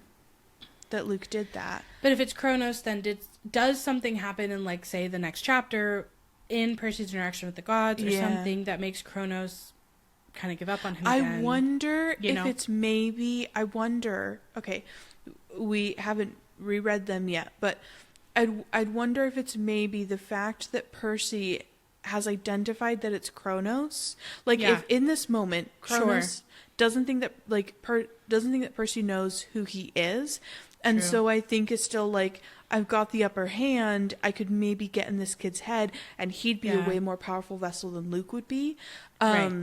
But watching Percy, because he's going to go to Olympus and be like, this Kronos, you know, like, Kronos is going to become aware that, like, his cover is blown, you know? And so I wonder if maybe at that turn he's like, too much of a risk. let's take him out. Like, as we wrap in the next couple weeks, like, let's pay attention to what Kronos sees in Percy to see if maybe his mind changes. But I think it makes sense that here he's like both disappointed in Ares and also curious about Percy. Yeah. Based on the outcome maybe the flip side is he's so disappointed in Ares that like his punishment for Ares is essentially like humiliation. Totally. Like, you do not get to defeat this enemy. That was kind of my first thought. I'm very angry at you. All right, you messed up. Like, you stop fighting now, But I like what you're saying. I think it makes sense because he is, like, continuously trying to get Percy to still turn on the gods, right? Yes. And I think, and that's all part of the prophecy and everything. So, the great prophecy. So, I'm not sure. We'll follow that. But either way, Kronos basically says, you're done, Ares. No more fighting. Yeah. And Ares makes his final temper tantrum at Percy and says, you have made an enemy, godling. You have sealed your fate. Every time you raise your blade in battle, every time you hope for success, you will feel my curse. Beware, Percy Jackson. Beware. And I'm surprised he doesn't say son of Poseidon or whatever. But he says full name. We get our first full name. Yeah. And I think it's not what you want. No. Well, and Percy is going to feel the wrath of this curse. This will actually come into play. This curse is going to haunt Percy. Yes. Yeah. I don't think he can help it, both in the circumstance that they're in and in just how Ares makes him feel so angry. Percy's always going to react this way to him. Even later with Mars, Percy is going to have this feeling. Percy's like, you want to go? Just so, he's like, you want a box? So Percy just like has this just, it's just how they are. It's almost like how, it feels like how the way that like the sea can be very temperamental and volatile. It feels like the way that there's an earlier point where it was described as the fluidity and fluxibility of Percy from the sea was this when strange. He moves through the dream. Yes, it feels like this is like the other side of that coin of like you can be so that way that it's like reactive and like you are like too quick to change. And Ares really amplifies that, and it feels like that's absolutely. I think because I'm trying to understand, like, Ares doesn't really have this effect on Annabeth or Grover, other demigods nearly as much, and it feels like it is that kind of, like, the sea can be so quick to, like, giant wave and then it's gone. Like surge, The other thing it's making me think of, though, is, well, and I had two thoughts collide at the same time. One thought is just earthquakes can cause bigger waves and stuff, so I just wonder, like, if there was even more power in the sea for Percy that day. Like, that just made me wonder that. As a random thought. And then the other thought is this idea of, like, opposites. And in terms of elements, because we're really focusing on Ares and fire, we've got fire and water, which are opposite elements. And so I'm wondering about that, too, in this, like, and why the clashing conflict of them so much. Is sort of the clashing of the fire and the water. So that's my other thought. That came up. That's a great point. But then Ares' body begins to glow. Yep. And this is a really important moment to know that seeing a god's true form will burn you up. And I had a question here. Percy, Annabeth shouts, "Percy, don't watch." And he says, "I turned away as the god Ares revealed his true immortal form. I somehow knew that if I looked, I would disintegrate into ashes." And I wondered, it says I somehow knew, so I wasn't sure. But my question is this Percy's intuition, which we keep talking about, or was this on the test, which we keep talking about? And I wasn't sure.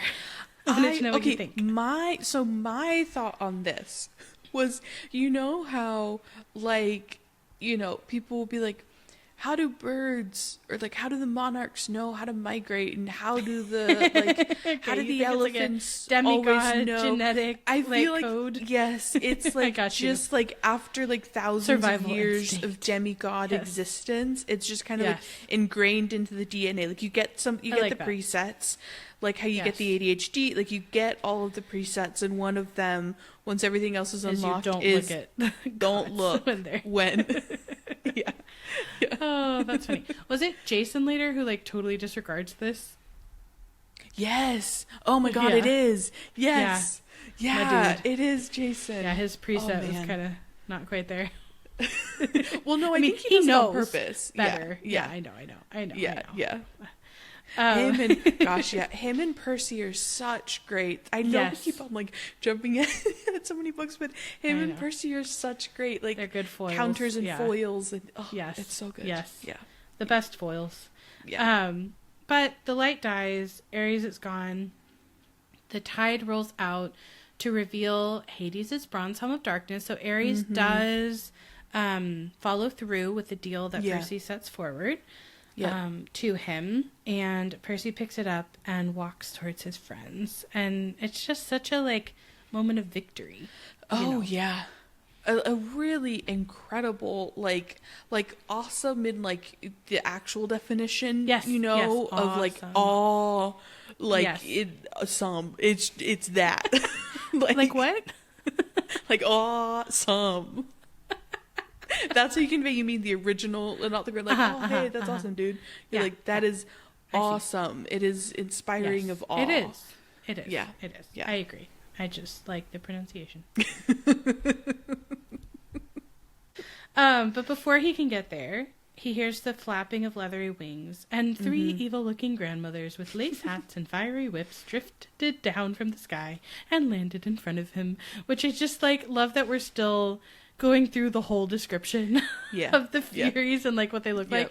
And also, as I just read that, I was like, worst Mary Poppins version ever. Oh, like they're no. just like drifting down with the umbrellas. But they're on fire and But they're on fire and terrifying. Oh god, yeah. Not it's who like you the want as your evil. babysitter. No, it's the evil Mary Poppins, where It it's is not the a evil Mary spoonful of sugar. It's like a spoonful of acid makes you like Yeah, behave exactly. or something like that. Cool. Yeah, totally. Yeah, Totally. yeah.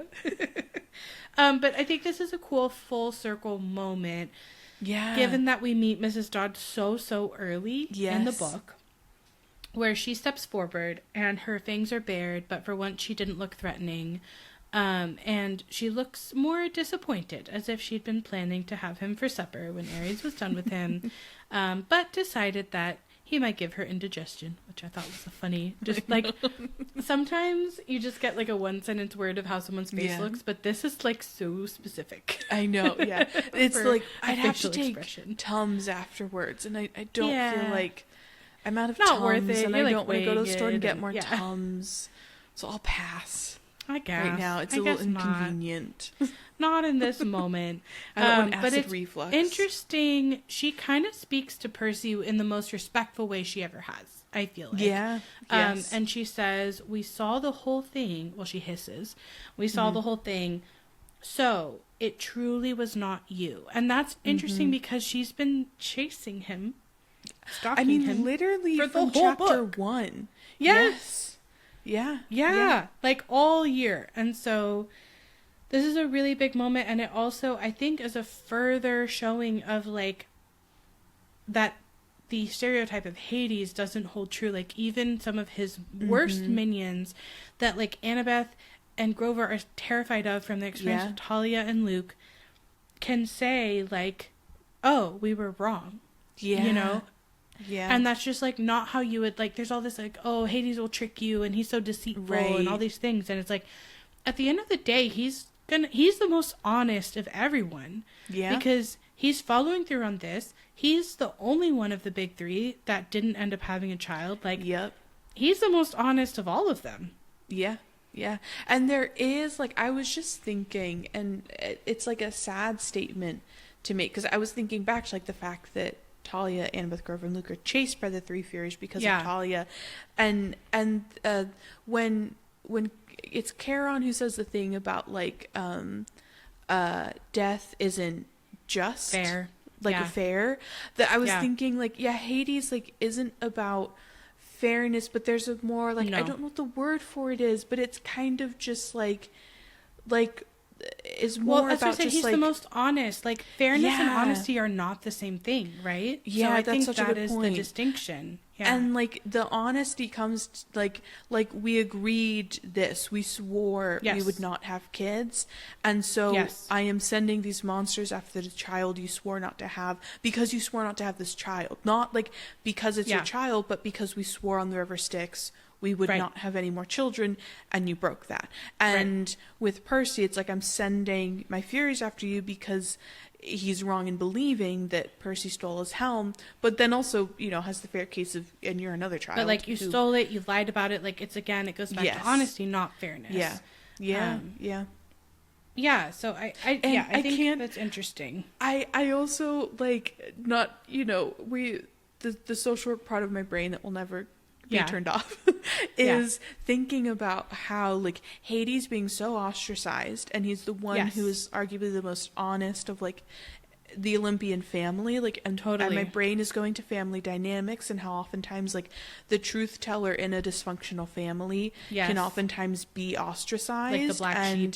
Exactly, and be made to feel very othered and like they are wrong because they are calling out the dysfunctional. That would be fun to kind of do like a family analysis, like a family systems analysis of the gods. I'd love to do that. Oh, that'd be so much fun. We should absolutely do that, because it just feels so like, I don't know, in line with what we were just kind of saying of like at Hades' core. And there is, I think, an honesty in like when you manage death in the afterlife, I think that makes you honest about just life and things that happen, because you're having to constantly manage like the most honest thing. Absolutely. And people are having to face their truth in death, like I agree. I think that's really interesting, and I hadn't really thought about him and the idea of honesty too much before, so I'm curious to like keep looking at that as a theme throughout. Is like and I mean, even just like the practice of like swearing on the river Styx, and like that holding you accountable, and that being that's a really good point, because that's in the underworld, runs through the underworld. I think that's interesting. I want to keep looking at that, because I hadn't connected those so strongly before, but I think it's a really big part of Hades's identity and approach. And I also think that both Nico and Hazel really have to go on journeys with honesty, and like especially Hazel. But yeah, both of them. Both of them. You're right. Both totally, of them. Both of their totally like biggest journeys, I think, are like around being able to be honest with themselves and with other people. Yes, and other people. And, you're right. Like, and that's do so that and speak their truth. You're right. Honesty is such a theme. It's such a theme for Hades. That's cool. Okay, that's cool. That's interesting. Okay. I like it. Oh, yeah. Okay, this is... I feel like something to pin to track for we'll later. Put this on a... Yes. Yes, and also, I cannot wait for our family systems analysis of the Olympian. Oh, yes, I'm very excited about that. I absolutely love that. Hopefully other people will enjoy that, too. We will be making that. Either way. Hopefully, yes. Regardless, we'll make it. I'm sure there's some intersection for that there. Yeah.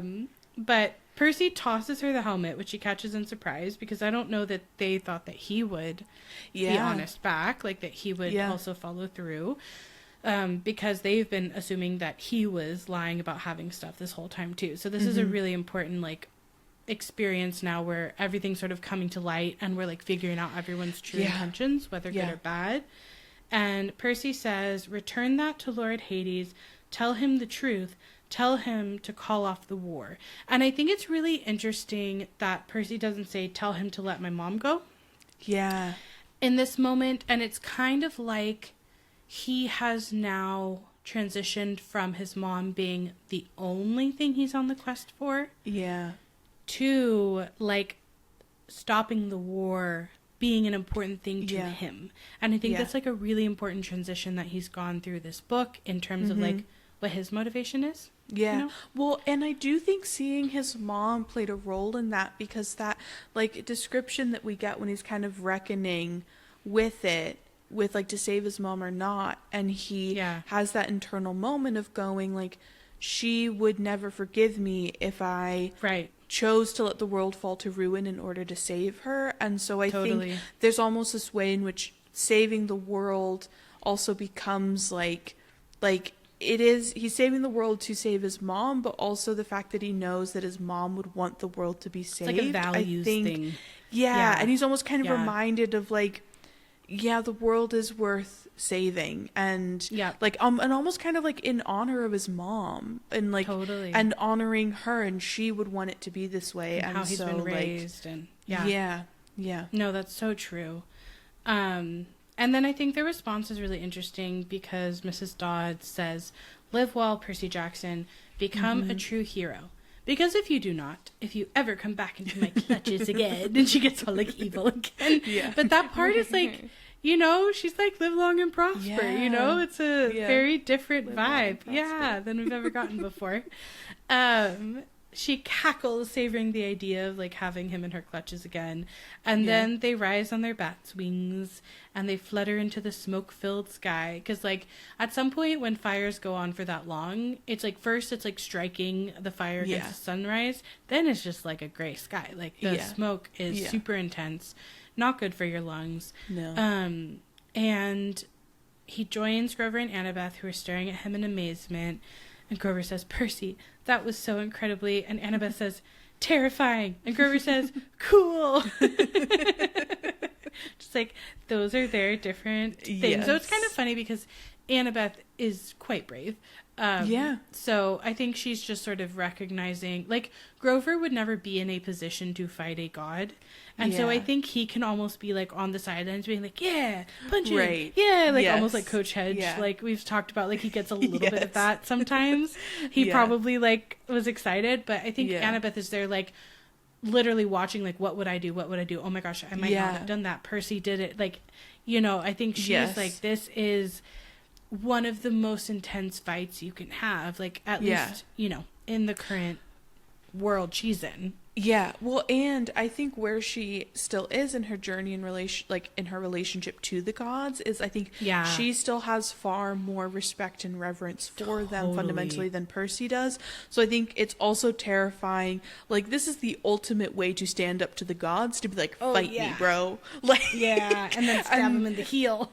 Yes, and there's like so I feel like for me I interpreted that terrifying from Annabeth as a mix of like she was terrified for Percy's life the entire time. Yes. Also that like she's putting herself in his shoes and being like it's terrifying to fight a god with this immense power, but then also it's terrifying to like be so defiant and stand up so directly to a god, like physically, like not even just verbally, not just by being kind of like a little pest and sending Medusa's head to the gods, but being like, I'm gonna fight you. No, I think there's all those layers, and I think you know, there's like times where I've said that Percy experiencing Annabeth do something like kind of gives him a world, you know, gives him a perspective, and I think this is a cool moment. Now that we've made it this far into the journey where like Percy is doing something that's very him, like he's kind of figured out a little bit of who he is, and Annabeth is taking that in and is like, whoa, you know, and I think that's really cool how they learn from each other. Absolutely. And seeing like that moment of the first time Kronos showed up and they kind of realized that like Ares is being influenced like under a trance, I feel like is an important moment for Annabeth on her journey with like the gods are not infallible. And this, I feel like this whole experience, I feel like for Annabeth is like that first seed being planted. I think that will take a very long time, you know, to grow, to fully sprout. And I don't think she'll ever end up at the place that Percy is, and I think they're always going to be distinct in that way, which I think is good and brings balance to like them and their relationship. Because it's also like Luke's over here, Annabeth is over here, Percy's here, and he's sort of being pulled back and forth in this book and in other books between them. But Percy doesn't feel terrified or cool. He just feels tired, sore, and completely drained of energy. Totally the come down has hit. Yes, like he's not sensing everything anymore. The adrenaline is down. Like, I mean, that's an intense battle, but he is focused on the big picture. And he says, did you guys feel that whatever it was? They both nodded uneasily. And Grover is over here. I'm like, I thought we were past this. Trying to, like, pretend that we don't know what's happening. And he's like, it must have been the Furies overhead. I'm like, Grover. I feel like he's so out of the loop. I feel like if Percy took a mythology test, I feel like Grover never got the kind of, like, mythology 101. I don't know if he's out of the loop so much as in denial. Like, I think that Grover that's true. just doesn't want to think about scary things. And that's valid, you know, and relatable. But I think that he is smart and experienced enough that he wants to make other people and himself feel better. And he does that with Annabeth earlier. And I think he's a little in denial here. That's true. But that's true. Percy kind of knows that whatever stopped Ares from killing him was a lot stronger than the Furies, which, like, obvi, right? And then he looks at Annabeth, and there's an understanding that passes between them. Percy also now knows what was in the pit and what had spoken from the entrance of Tartarus. So we know, the audiences know, but Percy knows. I'm just like, how? Like, did he learn about Kronos in his class? I'm assuming, like, he must have, and that's how he knows who Kronos is. And this was maybe, like, the last question on the test. Did he find... Right. I mean, we reviewed, like, a little bit, I think, earlier of, like, how the gods defeated their dad. So, like, that... Right. That has... But I don't know that we've tied it to, like, time and things like that. But we have reviewed... actually, I think it's earlier in the book. That's one of the first stories when he's still in class of, like, how they... Yes, that's true. They cut him to pieces in Tartarus. So we do plant that very early on because we're introducing, like, the biggest bad. But I still think, like, we don't necessarily know that he understands all the signs of, like, time manipulation and all these other things. But he knows one way or another, and Annabeth knows. And the reader technically doesn't know yet, which is, you know, exciting to still reveal. And here is where we get a very interesting, possibly the biggest risk Percy has taken in the whole book so far. He gets the backpack back. The Master Bolt is still in there. And Percy even, we were talking about how it's only 2 feet. He says such a small thing to almost cause World War II. He says we have to get back to New York by tonight. And Annabeth says, that's impossible unless we, and Percy says, fly. And even though he would be flying, where Zeus could strike him out of the sky, carrying a weapon that has more destructive power than a nuclear bomb, he says, yeah, pretty much like that. Come on. Which is like, we haven't had a good, like, cliffhanger in a while. And I feel like that's a really good cliffhanger. Yes. Also, I think, like... you can make the case that this is arguably one of Percy's most audacious moves that he ever makes. And that also kind of has pretty sound logic to it. You know, of like, Zeus, I've got your thing. You want it back? Like, then you can't blow me up because it's with me. It's with me. Like, but I do think that coming on the heels of a victory over Ares, this makes sense to me. Like, he is in a position to feel audacious because he has just had a huge victory and taken a risk in an audacious way. And so I think he's like poised to do it again. Oh, yeah, absolutely. You know? Yeah. So. Well, and feel like if I was just able to strike a blow against Ares, like I can kind of in this like mental game take on Zeus. Yeah. And be like, the ball's in your court. You're going to let me live and the Master Bolt get to you or no? Yep. What do you kind of feel it? You said you wanted this back. So right. This was a way to get back to you. Which is a little bit of that like manipulation power he's kind of like turned on recently. Yes. He's like, if you really, it's a little bit of his poker player energy that he's picked up. I think he's kind of like calling Zeus's bluff a little bit. Yes, a lot I think of it. so. A lot of it. Yeah. Yeah.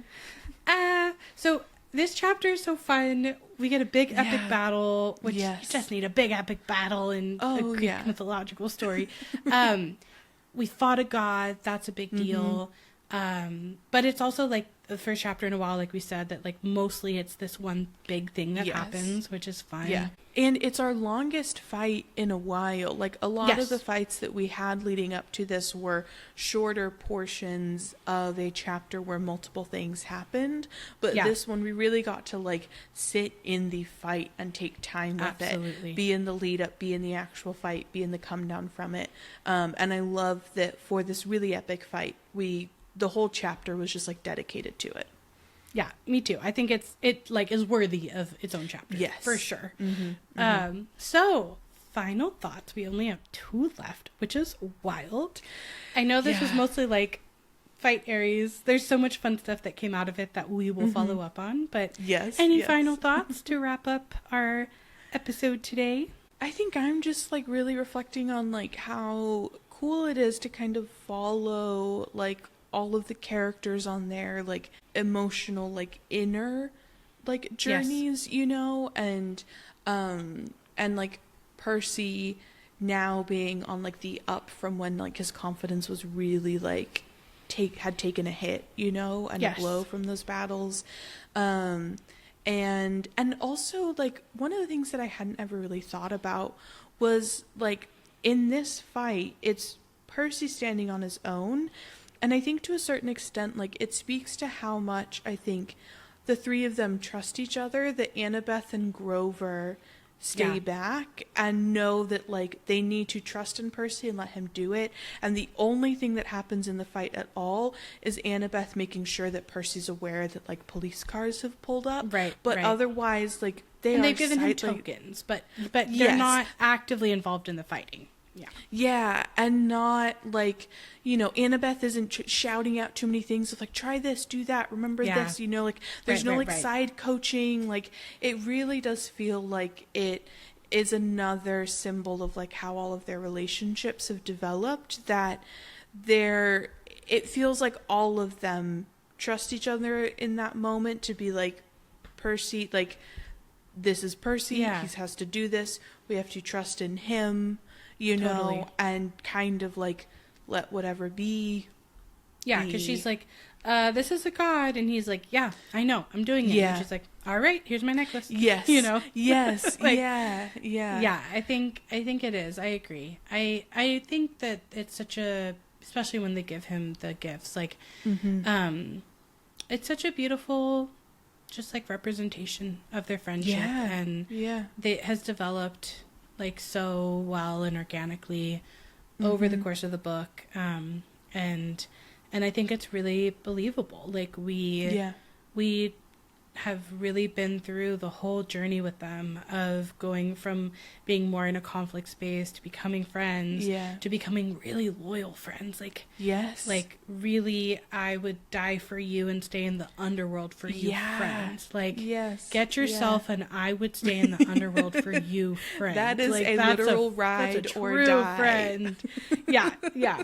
And Percy comes out of this with 2, like obviously he and Grover are already very close at the beginning, but he comes out of this with 2 ride or die friends, and that is just a really beautiful arc for them. And I agree, this is a good representation of that.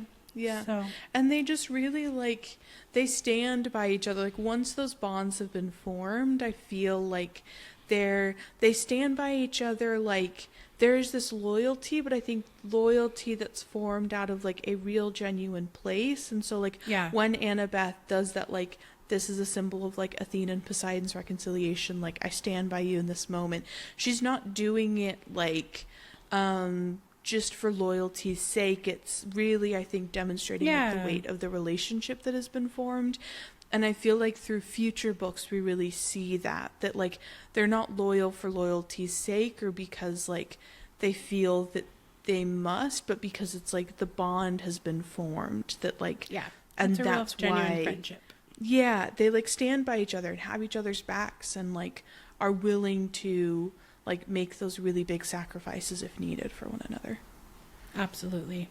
Which will be important because everyone's emotions are about to be drawn in a billion different directions over the next 4 books. Ooh. So this was a really fun, important, climactic, exciting chapter. And there are only 2 left in this book. Wild. Believe it or not. I still can't. I know. Read them all, but I still can't. I know. So real quick, everyone, like, subscribe, leave reviews, all the things. Yes. As we round the end of this one and get ready for the next one. But first, next week, we will see you all for Chapter 21.